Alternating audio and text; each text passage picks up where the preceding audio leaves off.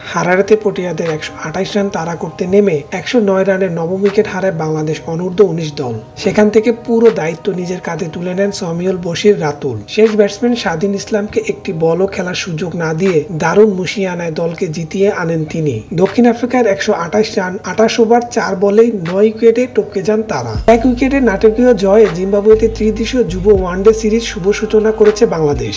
সামিউল যখন ব্যাটিংয়ে নামেন তখন 53 রানের 5 উইকেট হারিয়ে বসেছে বাংলাদেশ। কিছুক্ষণের মধ্যে ষষ্ঠ উইকেটও হারায় তারা। তবে সপ্তম উইকেটে আল ফাহাদকে নিয়ে 31 রানে যোগ করেন সামিউল। ফাহাদ 11 রান করে আউট হওয়ার পরের ওভারে দেবাশিস দেবাও ক্যাচ দিয়ে বসেন। এরপর নবম ব্যাটসম্যান হিসেবে ইকবাল যখন ক্যাচ দেন তখন বাংলাদেশের রান 9 উইকেটে 109। এভাবে সতীর্থদের আসা যাওয়া দেখে নিজের করণীয় ঠিক করে ফেলেন সামিউল। দুটি 4 মেরে ওভারের শেষ বলে সিঙ্গেল নিয়ে স্ট্রাইক ধরে রাখেন। পরের ওভারে 4-6 মেরে স্কোর সমান করেন তিনি। পরের বলটি কভারে ঠেলে দিয়েই মাতেন জয়োল্লাসে। 39 বলে 60 চার ও একটি ছক্কায় 45 রানে অপরাজিত ছিলেন সামিউল। এর আগে টসে হেরে ফিল্ডিং করতে নেমে দক্ষিণ আফ্রিকাকে 128 রানে অল আউট করে বাংলাদেশ। পেসার আল ফাহাদ 10 ওভারে 32 রান দিয়ে সর্বোচ্চ 4টি উইকেট নেন। এছাড়া সামিউল ও স্বাধীন 2টি করে উইকেট নেন। এ সিরিজে অন্য দল স্বাগতিক জিম্বাবুয়ে।